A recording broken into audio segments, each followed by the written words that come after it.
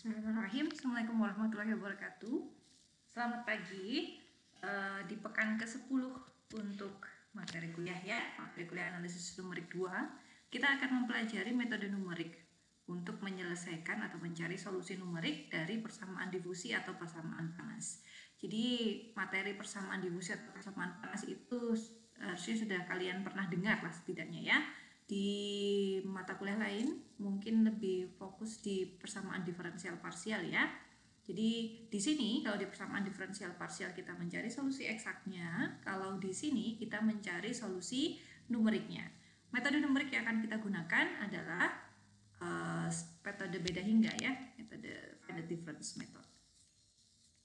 Oke, jadi saya langsung masuk saja tanpa harus menjelaskan dari mana dapatnya ya. Jadi saya asumsikan bahwa kalian sudah yakin bahwa bentuk persamaan diferensial parsial untuk persamaan difusi itu bentuknya yang ini ya, ini UT sama dengan DUXX. Di X-nya kita definisikan di selang AB, selang tutup bisa ya, jadi ini boleh sama dengan B. Dan suatu waktu T positif gitu ya, kita definisikan saja waktunya kita mau lihat di 0 sampai T besar. Nah, kalau di persamaan diferensial parsial waktunya ini cukup ditulis T positif gitu ya, tetapi karena kita menyelesaikan secara numerik maka interval untuk T dan interval untuk X harus jelas ya. Jadi X-nya di interval AB dan T-nya di interval 0 sampai T besar. Nah, ketika mempelajari tentang persamaan difusi, jelas kita akan punya suatu syarat awal gitu ya. Jadi sebenarnya persamaan difusi atau head equation itu seringkali digunakan untuk memodelkan perambatan panas. Jadi di awalnya itu dari perambatan panas di sebuah batang logam yang homogen gitu ya. Nah, batang logam ini pasti panjangnya terbatas, finite gitu ya. Kita sebut saja panjangnya L kecil gitu. Ada batas kiri, ada batas kanan. Oh ini harusnya A, ini harusnya B. Oke, ada beberapa typo di sini ya. Oke. Lalu ada dua syarat batas, yaitu syarat batas Dirichlet, yaitu ketika di batas kiri UA, T untuk semua T bernilai C1 dan UB, T di semua T itu bernilai C2. Nah, UA, T itu berkaitan dengan nilai U di posisi A atau di ujung sebelah kiri. Jadi kalau saya punya selangnya X gitu ya, saya punya ujung sebelah kiri itu A dan ujung sebelah kanan itu B gitu ya. Jadi di ujung sebelah kiri kita paksa suhunya selalu sebesar C1 dan di ujung sebelah kanan kita paksa suhunya selalu sebesar C2. Bu, boleh tidak jika bukan berupa konstanta tapi fungsi terhadap waktu? Boleh ya. Jadi bisa juga dituliskan sebagai G1T atau G2T. Jadi bergantung terhadap waktu. Kalau T-nya makin nambah bisa jadi makin panas atau makin turun. Bebas gitu ya. Tapi yang saya fokuskan di sini adalah ketika ujung kiri dan ujung kanan itu kita paksa suhunya 0 ya. Jadi ini ceritanya perambatan panas, di tengahnya dipanaskan, lalu di ujung kiri dan ujung kanan itu kita paksa suhunya 0 atau kita beri es gitu ya. Jadi sehingga kita paksa suhunya selalu 0 derajat gitu. Oke. Kemudian syarat batas kedua adalah syarat batas Newman. Syarat batas Newman itu kalau syarat batas Dirichlet itu berkaitan dengan nilai U di ujung kiri dan ujung kanan. Kalau syarat batas Newman, ini saya coret saja agak salah ya. Syarat batas Newman itu bukan berkaitan dengan U, A, T, tapi turunan U terhadap X di A, T ya. Turunan U terhadap X di A, T dan turunan B terhadap T di X, T gitu ya. Jadi kalau tadi U A, T sama dengan 0 artinya suhunya kita paksa 0 di kiri dan kanan. Kalau turunan terhadap X artinya apa Bu? Artinya bahwa di ujung kiri dan ujung kanan itu terisolasi gitu.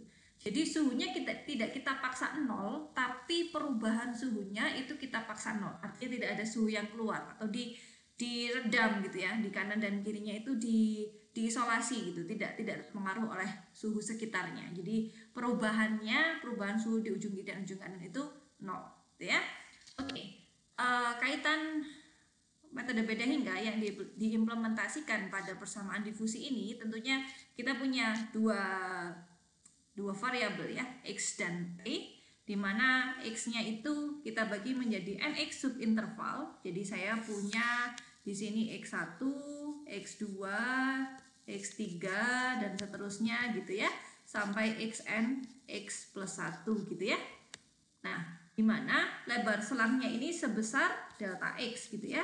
Jadi banyak subintervalnya, ada sebanyak nx subinterval. Jadi kalau kayak itu 1, 2, 3 gitu ya, itu subintervalnya ada nx dan titiknya ada xnx plus 1.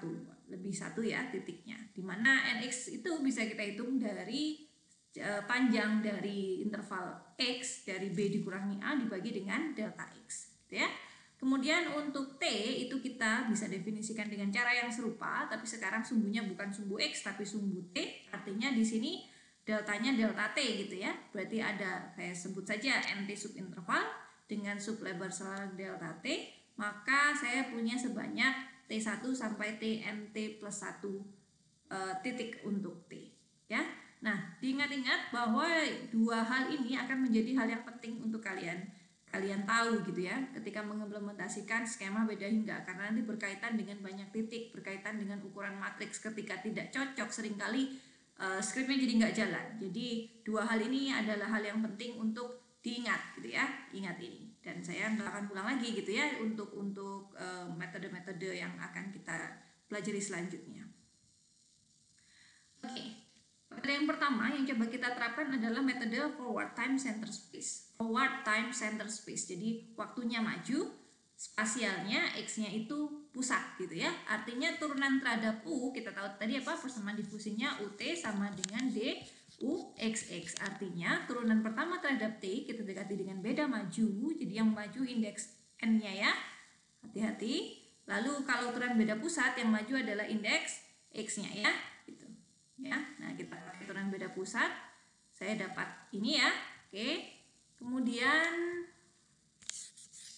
bisa saya tulis ulang gitu ya, karena delta T itu konstanta saja, D juga konstanta, D nya saya anggap tetap ya. Jadi untuk kasus kali ini persamaan difusi dengan koefisien difusinya sama di bagian manapun dari logam. Apakah koefisien difusi bisa bergantung terhadap X Bu atau bergantung terhadap T? Sangat bisa. Tapi untuk penyederhanaan kita pelajari dulu hal yang sederhana, yaitu ketika D-nya itu bernilai konstan atau tidak bergantung terhadap X maupun terhadap T ya. Oke, jadi persamaan ini itu bisa saya tulis ulang sebagai ini. Jadi tujuannya apa? Jadi yang indeksnya n plus 1 saya taruh di luar sebelah kiri dan indeksnya n saya taruh di sebelah kanan. Agar lebih mudah mengidentifikasi. Artinya untuk mendapatkan nilai di n plus 1, di j n plus 1, saya butuh nilai di j min 1n, di j n, dan di j plus 1 n gitu ya. Dimana saya definisikan saja S-nya itu bergantung terhadap D kali delta T per delta X kuadrat. Nah, stensilnya, jadi untuk mendapatkan nilai di titik J n plus 1 saya membutuhkan nilai titik di J min 1n, nilai titik di Jn, dan nilai titik di J plus 1n ya. Ini dibobot sebesar S, ini bobot 1 min 2S, ini dibobot sebesar S. Maka saya bisa peroleh nilai di Jn plus 1. Nah, perhatikan bahwa grid kita sekarang ya. Jadi grid kita itu untuk X ya. Ini saya punya X1, X2 sampai Xn plus 1 gitu ya. Ini X3. Lalu saya punya ini ketika T-nya 1. T-nya 1 kita punya dari nilai awal ya. Ini T2, ini T3. Oke. Ya, jadi bagaimana? Oke. Jadi ini nilai awal, saya sudah tahu nilai awalnya berapa, dari nilai awalnya berapa gitu ya, fx-nya apa, ya sudah saya bisa dapatkan semua nilai di titik hijau ini. Kemudian untuk di T2 saya membutuhkan nilai di T1 gitu ya, berarti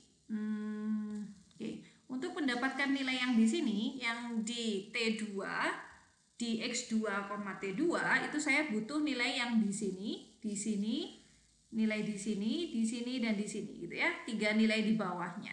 Untuk mendapatkan nilai di X3 saya butuh nilai 3 di bawahnya. 1, 2, dan 3. Untuk nilai di sini saya juga bisa dapat dari 3 di bawahnya. 1, 2, 3, dan seterusnya. Nah, bagaimana dengan nilai di ujung sebelah kiri dan ujung sebelah kanan? Itu yang jadi pertanyaan ya. Kalau tengahnya nanti bisa terisi Bu, oke. Tapi kok tersisa ujung sebelah kiri dan ujung sebelah kanan? Nah, di sinilah digunakan yang namanya syarat batas. Kalau di persamaan diferensial parsial bisa jadi tidak diperlukan syarat batas, tetapi kalau di numerik kita butuh syarat batasnya kita tentukan dulu. mau syarat batas apa di ujung sebelah kiri dan ujung sebelah kanan. Karena tadi persamaan difusi punya dua syarat batas, ada namanya syarat batas Dirichlet dan syarat batas Newman. Nah, itu akan berkaitan dengan nilai yang ada di sini, gitu ya. Kalau syarat batas Dirichlet enak, bilangnya apa? Bahwa semua nilai yang ada di sini untuk T berapapun, kalau X-nya 1, di X1 T berapapun, nilainya 0. Jadi sebelum saya tahu nilai yang di tengah, titik-titik yang di tengah, maka saya sudah tahu nilai di ujung sebelah kiri ini semua nilainya 0. Dan ujung sebelah kanan untuk xn plus 1 juga nilainya 0. Saya tinggal mengisi yang bagian dalam, gitu ya. Oke, kalau Newman nanti kita lihat lagi. Oke, lalu kalian bisa cek kestabilan FTCS, skema FTCS. Jadi cukup substitusikan dengan von Neumann ya, von Neumann stability. Kita bisa substitusikan UJN sama dengan rho n E pangkat IAJ. Sehingga ini aljabar biasa sih, sederhanakan bagi dengan rho n E pangkat IAJ, lalu kalian bisa dapatkan rho-nya adalah 1 plus 2S cos A min 1. Kemudian ini belum bisa saya lihat dengan jelas ya. Kenapa? Karena cos A min 1 itu bisa bernilai positif, bisa bernilai negatif. Bagaimana biar bisa terlihat jelas? Saya gantikan cos A min 1. Kita kan tahu ya, cos 2A sama dengan 1 min 2 sin kuadrat A. Artinya dari sini saya punya apa? Cos 2A min 1 min cos 2A sama dengan 2 sin kuadrat A. Artinya kalau sekarang saya punya 1 min cos A, maka sama dengan 2 sin kuadrat A per 2, gitu ya. Sehingga saya bisa gantikan ini dengan min 2 sin kuadrat A per 2, sehingga saya dapat rho-nya 1 min 4S sin kuadrat A per 2. Oke. Syarat kestabilan von Neumann menyatakan bahwa agar skema stabil, rho-nya itu harus kurang dari sama dengan 1. Artinya saya kuadratkan saja ya. Saya ambil absolut dari 1 min 4S sin kuadrat A per 2 karena saya yakin ini bilangan real. Jadi saya nggak perlu kuadrat-kuadratkan gitu ya.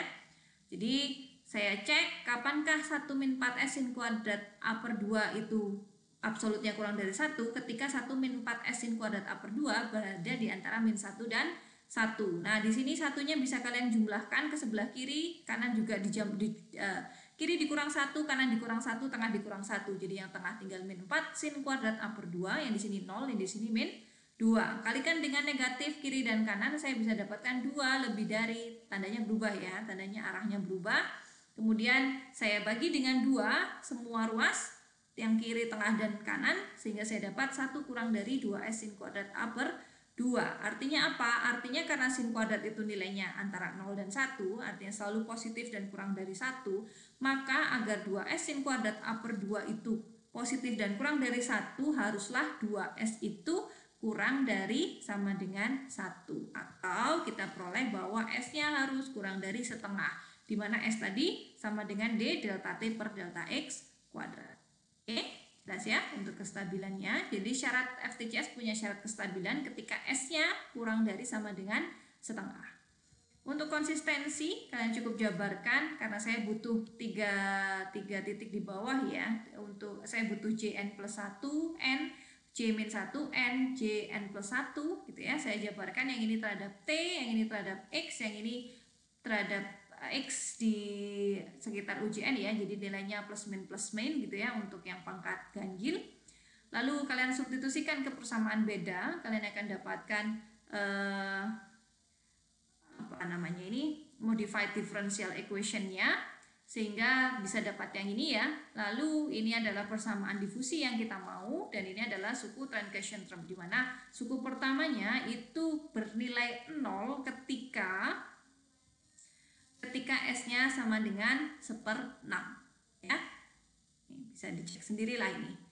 Oke, kemudian untuk implementasinya. Nah, ini yang penting. Implementasinya untuk syarat batas Dirichlet. Jadi sekarang pertama kali saya gunakan syarat batas Dirichlet pada metode FTCS, di mana syarat batas kiri, syarat batas kanan nilainya sama-sama 0 gitu ya. Implementasi FTCS, skema bedanya, persamaan bedanya yang ini ya. UJN plus 1, UJ min 1, 1 min 2S, UJN, J plus 1N untuk J-nya dari 1 sampai NX plus 1. Oke, tinggal kalian substitusikan saja. Kalau J-nya jangan mulai dari 1 ya. Kalau J-nya 1, kenapa tidak dimulai dari J1? karena ketika J1 saya sudah tahu nilainya 0 ya. Jadi di sini sebetulnya cukup dimulai dari 2 sampai NX saja ya. Kenapa? Karena di NX plus 1 kita sudah tahu nilainya 0 dan di 1 nilainya 0. Jadi yang cukup dicari adalah grid di 2, 3 sampai NX. Lalu saya masukkan J-nya, saya ganti dengan 2, saya dapat persamaan yang pertama di sini. Ini ya, ini. Lalu J-nya saya ganti 3 dapat yang ini, J-nya saya ganti 4 ini, dan seterusnya sampai NX saya ganti dapatnya yang sampai ke bawah ini ya. Artinya apa? Artinya saya akan punya NX min 1 persamaan dengan yang tidak diketahui juga sebanyak NX min 1. Nah, perhatikan untuk yang di sini, saya tahu nilai ini apa? Nilai di sini 0 ya. Berarti persamaan pertama bisa saya sederhanakan menjadi 1 min 2S U2N S plus U3N, S dikali U3N. Sedangkan persamaan yang terakhir saya bisa sederhanakan jadi SU. Kenapa? Karena di sini nilainya 0. Oke? Oke, lalu kita bisa bentuk jadi apa? Kita bisa bentuk jadi SPL. Daripada menyelesaikan membuat skrip oktav dalam bentuk iterasi, lebih efisien jika kalian melakukan dalam bentuk perkalian matriks gitu. Kenapa? Karena saya cukup mendefinisikan satu matriks, tidak perlu memanggil matriks itu berkali-kali gitu ya. Jadi lebih mudah dan lebih cepat dalam perhitungannya. Coba kalian bisa bandingkan ya. Kalau kemarin habis presentasi, ada skripnya, bisa dihitung pakai TikTok gitu ya, di MATLAB ataupun di Octave. Kalian bisa cek bahwa skrip dengan menggunakan matriks itu jauh lebih efisien dan lebih cepat dibandingkan iterasi gitu ya. Dan karena kita pakai matriksnya juga matriksnya dibuat lebih besar ya, artinya delta T-nya dibuat sangat kecil, itu nanti akan makin terlihat bahwa lebih efisien yang menggunakan matriks gitu. Oke. Nah, jadi dari SPL ini saya bisa peroleh sebuah perkalian dalam bentuk SPL ya, di mana W sama dengan M dikali W. W-nya itu isinya U2 sampai UNX, M-nya ukurannya NX min 1, NX min 1, isinya adalah berupa matriks tridiagonal. Matriks tridiagonal di mana diagonal utamanya itu isinya semua 1 min 2S, diagonal atas subdiagonal utama itu nilainya S, bawah subdiagonal utama, subdiagonal di bawah diagonal utama itu nilainya adalah S ini ya. Ini S, ini 1 min 2S, ini S. Selain itu nilainya 0. Nah, matriks seperti ini lebih mudah untuk dicari nilai eigennya, lebih mudah untuk dikalikan, lebih mudah dicari inverse-nya, dan kita sudah mempelajari ya bagaimana mencari nilai eigen pada matriks diagonal ya, pada sebelum UTS dibuka lagi lah itu. Oke. Kemudian untuk syarat batas Newman, kalau syarat batas Newman yang kita tahu adalah UX-nya yang sama dengan 0 di A, T dan UX-nya yang sama dengan 0 di B, T. Apa yang harus kita lakukan? Berarti UX A, T itu akan berkaitan, ini kan di kiri ya, gradien U terhadap X di kiri, jadi saya bisa dapatkan U1N min U0N per delta X, jadi saya dapat U0N sama dengan U1N. Artinya nilai U0N akan sama dengan U1N. Jadi ini kita sebut sebetulnya sebagai titik dummy. Sebetulnya titik itu tidak ada, tapi titiknya kita adakan. Titik maya gitu loh, yang nggak sejatinya ada sebetulnya di perhitungan numerik kita. Kemudian untuk yang di batas kanan juga sama, saya akan punya titik dummy UNX plus 2N ya. Oke, yang sama dengan UNX plus 1N. Kenapa harus pakai dummy, Bu? Oke, kita coba implementasikan skema beda FTCS pada J-nya 1 sampai NX plus 1. Kalian akan dapatkan SPL. Kalau tadi syarat batas di Dirichlet itu kalian SPL-nya ukurannya berapa? Ukurannya NX min 1 ya. Persamaannya sebanyak NX min 1 dengan variabel yang tidak diketahui juga sebanyak NX min 1. Kalau pada syarat batas Newman, kalian lihat di sini bahwa persamaannya ada sebanyak NX plus 1. Ya, ada perbedaan dua titik lah, dua persamaan. Kalau di Dirichlet NX min 1, kalau di Newman persamaannya ada sebanyak NX plus 1 dengan NX plus 1 juga variabel tidak diketahui. Karena di sini saya masukkan untuk UIN plus 1 dan UNX plus 1N plus 1. Nah, di sini kalian bisa peroleh, ini kan nilainya tadi apa? Sama dengan U1N ya. Berarti SU1N ditambah 1 min 2S U1N. Artinya saya tambah dengan S di sini saya dapat 1 min S. 1 min S U1N plus SU2N. Begitu juga untuk yang persamaan terakhir, untuk nx plus 2 saya ganti dengan nx plus 1, artinya bisa saya jumlahkan dengan suku yang di sini, sehingga saya dapat 1 plus 1 min 2s ditambah s. Jadi 1 min s u nx plus 1 n. Nah, oke, jadi saya dapat matriksnya, matriks FTCS-nya sekarang ukurannya bukan nx-1, nx-1, jadi nx plus 1 dikali nx plus 1, di mana masih matriksnya berupa matriks tridiagonal, di mana yang di bawah subdiagonal di bawah diagonal utama nilainya S masih sama, subdiagonal di atas diagonal utama nilainya S masih sama, yang berbeda hanya di diagonal utama. Diagonal utama 1 min 2S kecuali di 1 dan di nx plus 1 nx plus 1. Jadi di ujung-ujungnya 1 min S, tapi di tengahnya sama 1 min 2S gitu ya. Oke. Implementasinya bagaimana Bu? Oke, kita coba latihan soal 1 biar lebih tergambar ya. Kalau saya pasang gunakan metode FTCS untuk persamaan panas ini, di mana delta X-nya 0,2, delta T-nya 0,02, C-nya sama dengan 1, X-nya antara 0 dan 1, dan T-nya saya batasi saja 0,1 dulu biar tidak terlalu lama iterasinya. Oke, kita tetapkan syarat awalnya berupa fungsi kuadrat dengan A negatif, jadi bentuknya begini gitu ya. Oke, dan simetri di X sama dengan setengah. Oke, kita gunakan dua syarat batas, jadi untuk Dirichlet dan juga untuk Newman ya. Oke, kita hitung dulu S-nya berapa. S-nya adalah D delta T per delta X kuadrat, jadi saya dapat setengah. NX-nya berapa? NX tadi apa? B min A dibagi delta X, jadi saya dapat 5. NT-nya berapa? T besar dibagi delta T, 5. Oke, simpan ini. Kemudian XJ-nya saya dapat NX-nya 5, berarti J-nya ada sebanyak 6 titik, 1, 2, 3, 4, 5, 6 ya. 6 dimana titik untuk X-nya adalah 0, 0,2, 0,4, 0,6, 0,8, dan 1. Jadi delta X-nya sebesar 0,2 ya, setiap grid ini besarnya 0,2. Nah, kita bisa hitung syarat awal, kondisi awalnya ketika N-nya 1, jadi U11 substitusikan X1, X1-nya 0, jadi saya dapat 0. U2 substitusikan UX2, saya dapat 4 kali 0,2 dikurangi 4 kali 0,2 kuadrat, 0,64. U3 yang pertama, U31 saya dapat 4 dikali 0,4 dikurangi 4 kali 0,4 kuadrat, 0,96, dan seterusnya sampai ke grid ke N ya, grid ke 6. Kemudian matriksnya tadi ukurannya berapa? Matriks untuk Dirichlet ukurannya adalah nx-1 dikali nx-1, sedangkan nx kita adalah 5, berarti 5 dikurangi 1, 4 ya, berarti matriks untuk Dirichlet-nya adalah matriks ukuran 4 kali 4, di mana matriks tridiagonal, diagonal utamanya 1 min 2S, dan atas diagonal dan bawah diagonal utama elemen S. Substitusikan nilai S-nya tadi berapa? 0,5. Substitusikan ke sini saya bisa dapat ini nilainya ya. Ini matriks M-nya, di mana nilai awalnya tadi saya peroleh ya. Saya ambil yang tengah, yang batas kiri dan batas kanan yang ini tidak perlu diambil.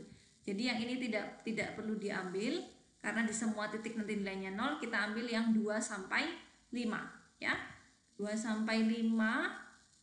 Nah, lalu kalian kalikan dengan si matriks M ini ya. M-nya kan 4 kali 4 dikali vektor 4 kali 1. Oke, bisa. Jadi ini dikalikan dengan U2, 3, 4, 5. Anda akan dapatkan solusinya gitu ya. Nah, jadi bisa dilihat di sini ini adalah T1, ini T yang kedua, ini T yang ketiga, T yang keempat, T yang kelima, T yang keenam, T yang ketujuh. Jadi untuk mendapatkan T yang ketujuh gimana? M saya kalikan dengan ini. Untuk mendapatkan T yang keenam gimana? M saya kalikan dengan ini, gitu ya. Untuk mendapatkan T yang kedua ini gimana? Berarti M saya kalikan dengan ini, gitu ya. Nah, Anda bisa cek sendiri untuk ini. Oke. Simulasinya ini untuk matriks FTCS. Sebentar. Ya.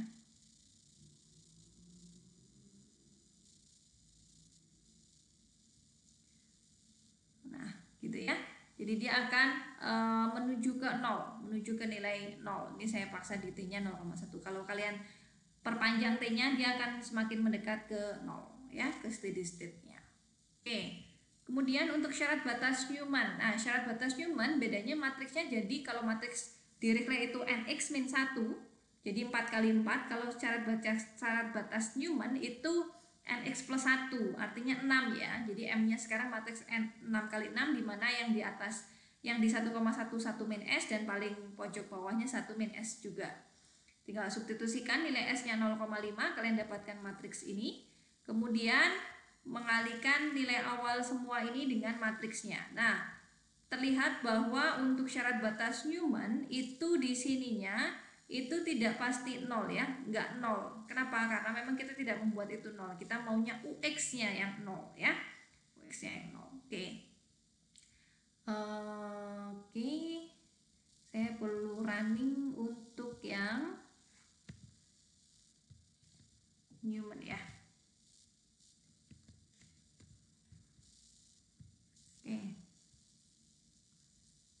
Oke, ya, dia juga menuju ke keadaan setimbangnya, tapi tidak 0, di 0,5 di tengah-tengahnya.